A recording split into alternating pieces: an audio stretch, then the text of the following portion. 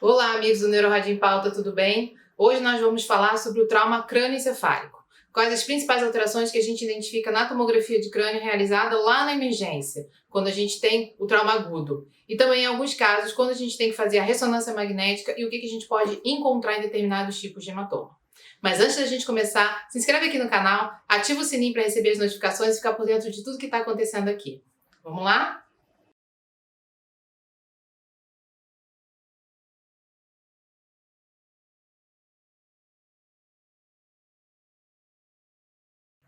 Então, o assunto de hoje vai ser o trauma crânioencefálico, quais as principais alterações que a gente vê na tomografia computadorizada de crânio lá na emergência. Então, é um assunto que interessa não só para quem é neurologista, mas também para quem é neurocirurgião, para quem é clínico que está atendendo lá na ponta, que vai receber esse paciente e ter que ter alguma conduta inicial em relação ao que está vendo naquele exame. E o que são as principais alterações que a gente pode ver? Então, primeiro a gente vai ver identificação da lesão, depois a gente vai ver como ela se comporta na tomografia de crânio, se ela tem um efeito expansivo e compressivo, e isso é o mais importante, esse é o dado que não pode faltar no laudo, que não pode faltar na avaliação do paciente, porque isso vai determinar diretamente a conduta a ser tomada e qual o aspecto que tem na ressonância de crânio. Tem muito hematoma que a gente pega lá na clínica, na ressonância, a gente não pega lá na fase aguda, porque ele tem um crescimento mais insidioso, e a gente vai discutir um pouquinho sobre isso. Então, primeiro a gente tem que pensar onde está a lesão. Quem é o hematoma que eu estou vendo? Onde que ele está localizado? Em qual compartimento cerebral? E aqui no canal a gente tem uma aula muito interessante sobre compartimentos cerebrais, discutindo um pouquinho sobre isso, que também já é uma introdução para o que a gente vai falar agora. Então, a gente tem alguns tipos de hematoma. Esse aqui é o epidural. Ele está localizado entre a dura, que é essa linha azul, e a tábua óssea. E normalmente ele está relacionado aqui a traumas da região temporal. Ele acontece por um sangramento agudo de origem arterial, relacionado usualmente a uma fratura óssea associada. Então, uma das mais frequentes da adesão arterial meníngea, mais frequente é da artéria meningeal média, que passa aqui na região temporal, que é o que a gente está vendo aqui. Essa artéria calibrosa e o hematoma sendo feito nessa localização. Vale lembrar que esse hematoma ele vai ter uma característica de imagem bem expressiva, porque a dura ela é presa no osso através de algumas fixações e o hematoma não consegue passar aquelas fixações. Então ele vai crescer muito de uma forma oval em direção ao crânio, mas ele não tem como se expandir margeando o osso, como é o que a gente vê, por exemplo, nos hematomas subdurais. Onde estão os subdurais? Eles estão abaixo da dura. É esse exemplo que a gente vê aqui desse lado. Então, a dura está em azul, coladinho no osso, e a gente vê que ele cresce no espaço virtual que existe entre a dura e o parênquima e a aracnoide, né? Que a gente não consegue muito bem estabelecer por imagem onde está a aracnoide. A reação, a sensação que a gente tem é que a dura está coladinha e que ele está crescendo e comprimindo o parênquima cerebral direto, sem aquela linha da dura para demarcar. Então é o que a gente vê nessa situação, e esse tipo de sangramento aqui é diferente do epidural, que acontece por sangramento arterial, esse aqui acontece por sangramento venoso. Então, a história mais característica do subdural, além do trauma específico, são traumas de pequena intensidade no paciente idoso. Então, esse hematoma, muitas vezes a gente não pega na emergência, porque foi um trauma leve, caiu, bateu com a cabeça, mas levantou, caiu, bateu com a cabeça, ficou um pouquinho sonolento e melhorou. E aí a família leva 2 meses depois, porque diz que o paciente está ficando demenciado, pensa que teve um AVC, pensa que está com algum tumor, com alguma coisa que está levando a uma alteração de comportamento do paciente, e ninguém valorizou aquele trauma prévio que foi relativamente de baixa intensidade, portanto foi negligenciado pelo próprio paciente, pela família, mas levou ao surgimento de um hematoma de característica venosa na localização subdural, que pode ter sim um efeito compressivo importante e causar alteração de comportamento no paciente. O outro terceiro tipo de hemorragia que a gente vai discutir nesse vídeo é a hemorragia subaracnoide. E ela acontece embaixo do espaço aracnoide, que também é um espaço muito virtual para a gente por imagem, né? Lembrar que a aracnoide é aquela meninge, é a camada intermediária de meninge que está entre a pia, que é totalmente colada no cérebro, e entre a dura, que é mais colada no osso. E ela forma uma teia. Então, o sangramento está ali naquela região, e a aracnoide também é por onde circula o líquor. Então, a sensação que a gente tem do sangramento da hemorragia subaracnoide é onde o líquor está. Então, a gente vai ver sangue como a gente vê aqui nessa região. margeando os sulcos, ocupando os ventrículos, desenhando. É como se a gente fizesse contraste, como a gente fazia antigamente, a análise do ventrículo, quando você injetava contraste no líquor. É mais ou menos isso que a gente vê na hemorragia subaracnoide. Quanto maior ela for, quanto mais importante, mais hiperdensidade a gente vai ver. E um último tipo de hematoma que a gente tem que pensar relacionado ao trauma é o intraparenquimatoso. A gente não vai falar desse porque ele é muito parecido com algo que também tem aqui no canal de AVC hemorrágico. Você identifica dessa mesma forma, hiperdensidade na tomografia. E aí você busca a causa. Se houve um trauma associado, você vai pensar, obviamente, que aquele hematoma está relacionado ao trauma. Não tem muita diferença de imagem, a gente não consegue captar muito isso na TC de emergência. Existe todo um protocolo de investigação de AVC hemorrágico, mas o AVC hemorrágico sem trauma, a gente não pode atribuir esse sangramento intracraniano ao trauma, não é verdade? Então, esse segundo esquema aqui mostra muito bem, desse lado, o hematoma epidural ou extradural, enfim, tem diversos nomes, mostrando que ele vai ser restrito a essa fixação que a dura faz na calota craniana e que ele vai crescer com um aspecto de laranja mesmo, né, fazendo uma importante compressão sobre o parênquima cerebral, mas a gente consegue ver a linha da dura mantida aqui nessa localização. E aí ele vai estar relacionado à fratura de calota craniana e o componente arterial. Já do outro lado, a gente vê o esquema do hematoma subdural. Então, a dura presa na calota, ele crescendo embaixo da dura, o acúmulo de sangue, tem esse aspecto de meia-lua, que também vai levar à deformidade do parênquima cerebral. E lembrando que é um sangramento venoso, então um sangramento de menor monta, que pode acontecer de forma insidiosa. E qual a característica de imagem dessas lesões? Então, lembrando aqui da nossa fratura com o componente arterial. Então ele vai crescer com esse formato aqui, bem importante, compressivo. Lembrar que essa daqui são as duas pontas do hematoma por conta da fixação dural na calota craniana. Então uma imagem hiperdensa, uma coleção hiperdensa, espontaneamente densa, dessa forma que a gente vai ler no laudo da tomografia, mostrando um importante efeito compressivo. E aí o que a gente tem que falar aqui? Que existe desenhar uma linha aqui da foice cerebral, mostrar que existe desvio da linha média, compressão do ventrículo lateral, com desvio da linha média, importante redução da amplitude dos sulcos. Então isso é uma forma hipertensiva, esse paciente tem que ser drenado e esse sangue tem que ser retirado, assim como o sangramento estancado, para que ele possa ter uma recuperação neurológica, senão ele vai herniar, ele está herniando já de forma aguda e essa herniação tanto do lobo temporal, da herniação de uncus, quanto infratentorial ou de uma forma mais em direção à fossa posterior, vai fazer com que ele tenha efeitos agudos de compressão do tronco cerebral e leve à morte cefálica de uma forma muito rápida. Então, é uma patologia extremamente grave, ela tem que ser prontamente reconhecida e prontamente operada.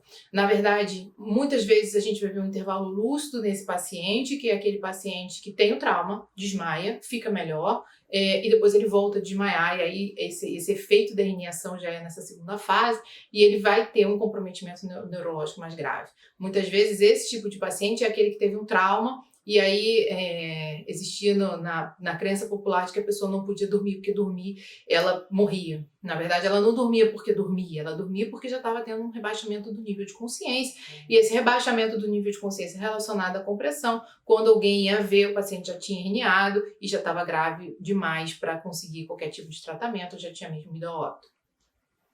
E o que a gente vai ver associado a esse hematoma, muito importante colocar a janela óssea, que é esse tipo de janela para mostrar a fratura. E aqui a gente tem uma reconstrução 3D dessa calota craniana, mostrando a fratura, que a gente vê aqui nessa região, muito próxima à região temporal realmente, onde passa a artéria meningea média, que é o trauma mais característico para o surgimento do hematoma epidural, e a gente vê também a relação que tem com a cisura. Então, muito importante, quem está vendo o exame, saber localizar a fratura e não confundir com aquela marquinha que fica do fechamento da calota craniana, ou mesmo em pacientes que ainda não fecharam as fontanelas, ter cuidado para não confundir a abertura da fontanela com a fratura e perder uma imagem como essa, tá certo? Então, obrigatoriamente, nesses pacientes, a gente tem que olhar, na verdade, todo trauma a gente tem que olhar a janela óssea, isso é uma regra importante da gente colocar na nossa cabeça, mas para esses pacientes, mais ainda, para identificar qual foi o local da fratura e realmente ter certeza de que a gente está frente ao hematoma epidural, correto? Com relação relação ao hematoma subdural, como a gente vê nesse caso, o que a gente vai ter mais é um crescimento em meia-lua. Então, na verdade, eu tenho a dura aderida lá no osso e eu tenho uma formação de coleção espontaneamente densa entre a dura e a aracnoide, né? Nesse espaço virtual, por isso que ele é subdural. Então, o que a gente vê é uma área hiperdensa, aqui localizada, e ela pode margear, como a gente vê aqui, frontoparietal. Toda a calota craniana ela pode se estender frontoparietal temporal a tapetar. A sensação que tem é essa, que a gente está tapetando a calota craniana como se fosse um espessamento dural difuso. Não tem nada a ver com doença da dura, só estou falando do aspecto de imagem, que é muito parecido.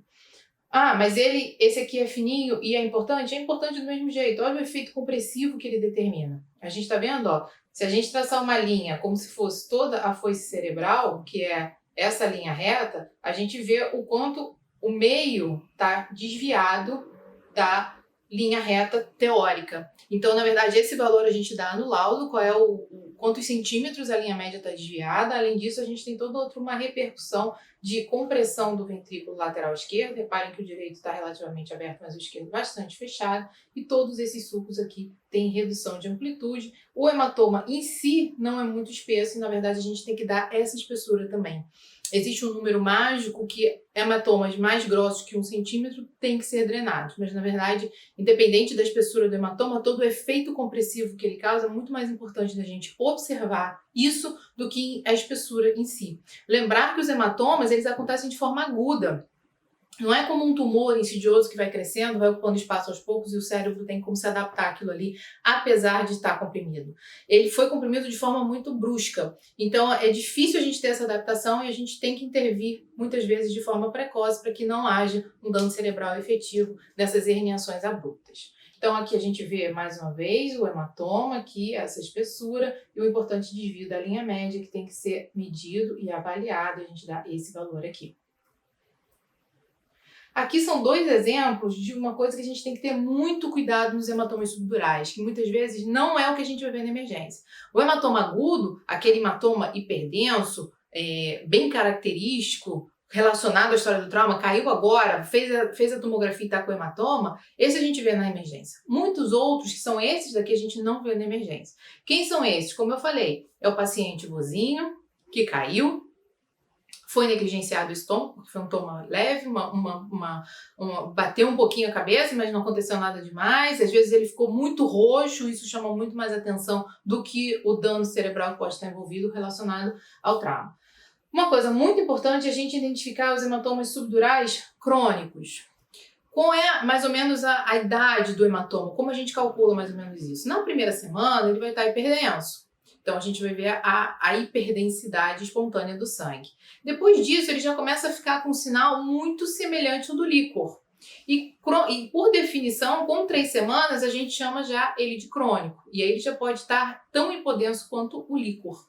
Então, o momento dessa fase aguda para crônica, em que ele vai ficando do hiperdenso para o hipodenso, ele vai ter uma fase isodensa, que é o que a gente chama de subagudo. Essa fase isodensa pode ser extremamente difícil da gente identificar na tomografia, e se a gente não estiver atento, não estiver procurando alterações desse tipo, a gente pode, inclusive, perder esse tipo de alteração. Então, é importante a gente conseguir ver na TC que mesmo esses 2 hematomas aqui, que é um hematoma bilateral bastante espesso, óbvio que aqui existe um efeito compressivo bem significativo, você está vendo o sulco cortical lá todo apertadinho, o cérebro está sofrendo porque ele está aqui nessa margem, ó, bem apertadinho.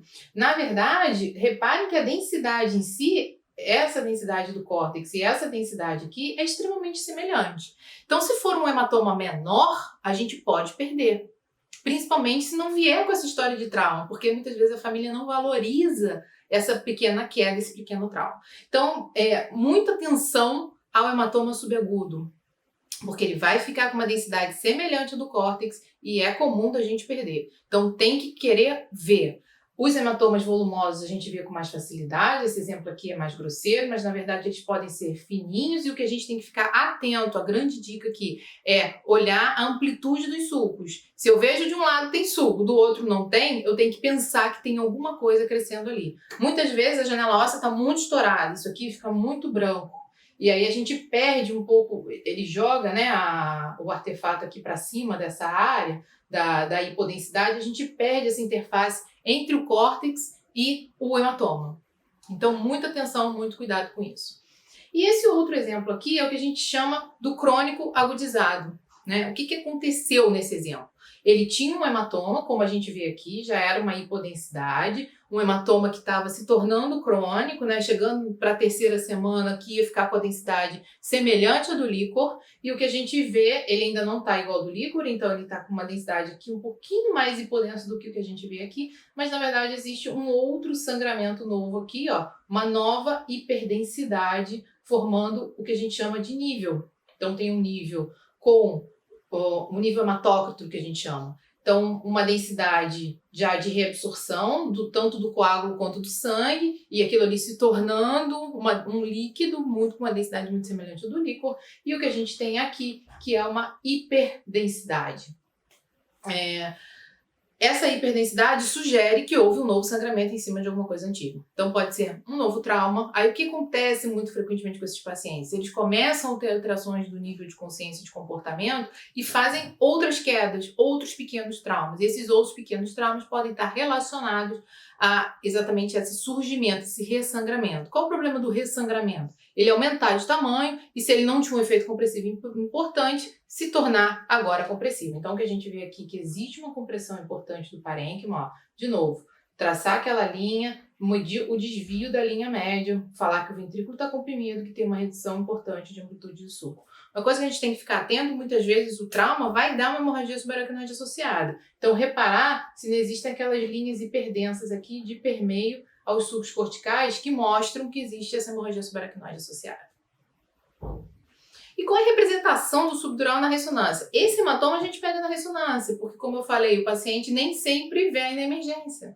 Então, a gente já pega ele de uma forma mais tardia na ressonância. Esse exemplo aqui nem é uma forma tão tardia. A gente vê aqui a sequência T1, então uma coleção margeando aqui o parênquima espontaneamente hiperintensa no T1. Então, hiperintensa no T1, gordura, sangue, calcificação do conteúdo proteico, que a gente pensa no sangue. No T2, o sangue, quando ainda está hiperintenso no T1, também vai ser hiperintenso no T2, então é essa representação aqui. A gente consegue ver que a dura, que é essa linha preta aqui que a gente vê desse lado, está colada aqui, ó, no osso, e o que a gente está vendo é uma coleção subdural. Por isso que a gente chama que é um hematoma subdural. Na sequência FLE, do mesmo jeito, reparem que ele não é um hematoma homogêneo, ele é um hematoma heterogêneo, a gente já tem algumas septações aqui, ó.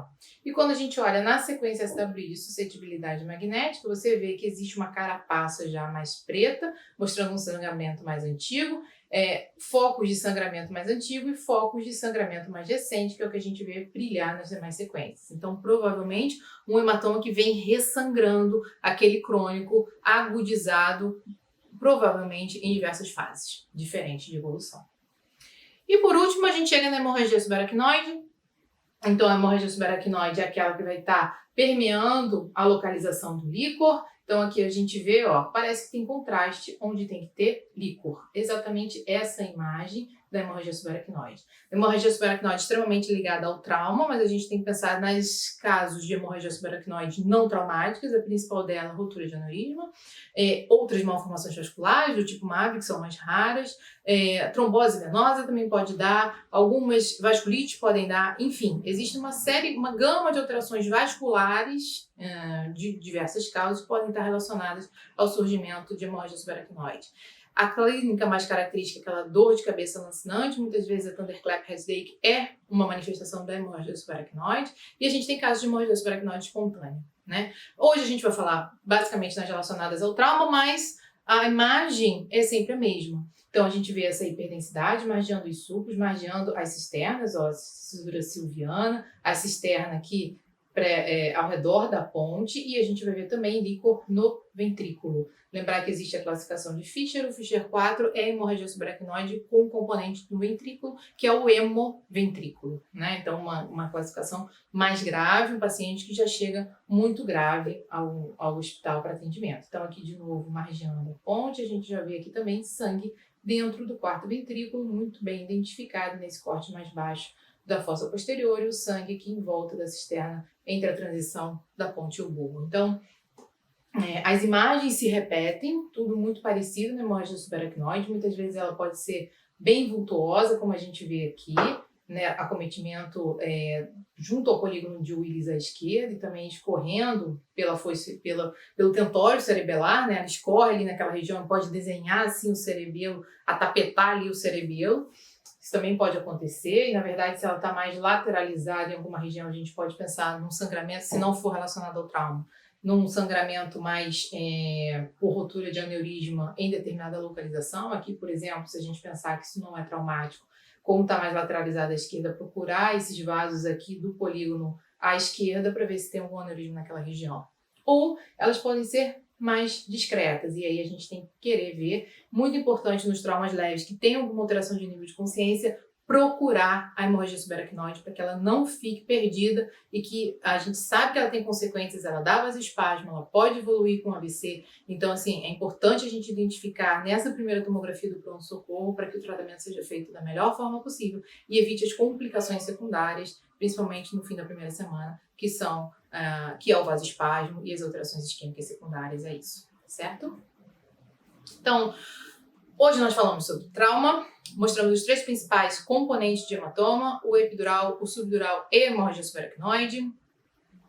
Na verdade, aqui no canal você pode assistir também um vídeo sobre compartimentos cerebrais, que adiciona um pouco mais de informação sobre a anatomia dessa região e a grande importância da gente conseguir reconhecer qual hematoma é no contexto da emergência, do atendimento emergencial. Eu espero que vocês tenham gostado. Se gostou, deixa sua curtida, deixa seu comentário, me conta se vocês tiveram alguma experiência com hematoma antes. E eu te espero por aqui, te espero também lá no Instagram, no @NeuroRádio em Pauta. Um abraço e até a próxima.